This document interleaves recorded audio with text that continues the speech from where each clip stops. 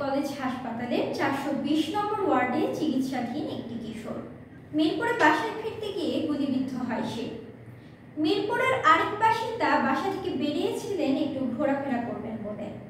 রাস্তায় দাঁড়াতেই হঠাৎ কোত্থেকে এসে গুলি লাগে তার পায়ে। আশেপাশে তখন কোনো সংঘর্ষ ছিল না।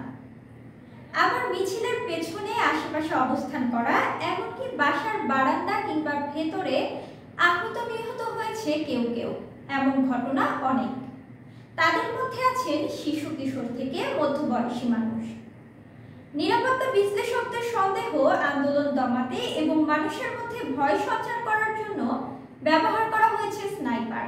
উচ্চ প্রশিক্ষিত এবং নিখুঁত লক্ষ্যভেদী স্নাইপার নামানোর বিষয়ে সন্দেহের তীর মেজর জেনারেল জিয়াউল আহসানের দিকে।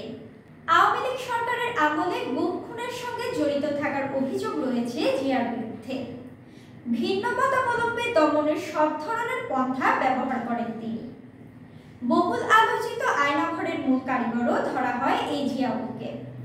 সিলেটের বিএনপি নেতা ইলিয়াস আলীর অন্তর্ধান রহস্যের সঙ্গে তার নাম এসেছে বারবার। জিয়াউল আহসান সরকার বিরোধী আন্দোলন দমনে স্নাইপার ব্যবহার করবেন এমনটা অস্বাভাবিক নয় বলছেন বিশ্লেষকরা। ফোনে আড়ি পেতে কাউকে সন্দেহজনক মনে হলেই তুলে নিয়ে যেতেন ন্যাশনাল টেলিকমিউনিকেশন মনিটরিং সেন্টারের এই মহাপরিচালক। র্যাবের পরিচালক থাকার সময় নারায়ণগঞ্জের 7 খুনের সঙ্গে তার সংশ্লিষ্টতার অভিযোগ উঠেছিল। আইন বহির্ভূত হত্যা ও কর্মকাণ্ডের জন্য তার বিরুদ্ধে অনেক অভিযোগ। বৈষম্য বিরোধী ছাত্র আন্দোলনের তুঙ্গ মুহূর্তে দেশে ইন্টারনেট বন্ধেও তার ভূমিকা থাকার কথা আসছে খবরে। জনপ্রিয় নির্মাতা মোস্তফা সরয়ার ফারুকী এই জিয়াউল আহসানকে গ্রেপ্তারের দাবি জানিয়ে ফেসবুকে লেখেন, কুখ্যাত মেজর জেনারেল জিয়াউল আহসান বাংলাদেশে গুম খুনের আসল কারিগর। ফোন ট্যাপিং এর নামে মানুষের প্রাইভেসি ধ্বংস করেছে সে, এবং সেই সব রেকর্ডিং এই পারভার্ট লোকটা মিডিয়াতে সরবরাহ করত। সরকারের জন্য বিপদ হতে পারে এমন ব্যক্তি ও কাজ দমনে অন্য কেউ সাহস না দেখালেও সেগুলো অবলীলায় করতেন জিয়াউল আহসান। এজন্য তার চাহিদা মতো সবকিছুর ব্যবস্থা করত সরকার।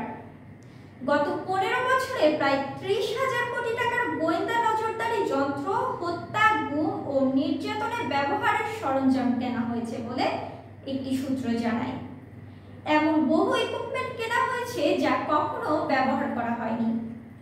লোকবল নিয়োগ দেওয়া হয়েছে যথেচ্ছভাবে, প্রয়োজনের কয়েক গুণ বেশি। এইসব আয়োজনই ছিল বিরোধীদের গুম খুনের কাজে ব্যবহারের জন্য। শেখ হাসিনা সরকারের পতনের পর গত 7 আগস্ট আটক করা হয় জিয়াকে। সেদিন ভোররাতে হযরত শাহজালাল আন্তর্জাতিক বিমানবন্দর থেকে এমিরেটসের একটি বিমানে পালাচ্ছিলেন তিনি।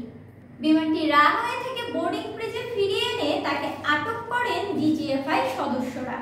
পরে তাকে নিয়ে যাওয়া হয় ঢাকা সেনানিবাসে।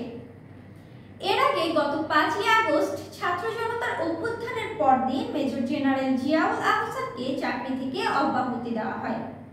1991 সালে সেনাবাহিনীতে কমিশন লাভ করা জিয়া একজন প্রশিক্ষিত কমান্ডো ও প্যারাট্রুপার।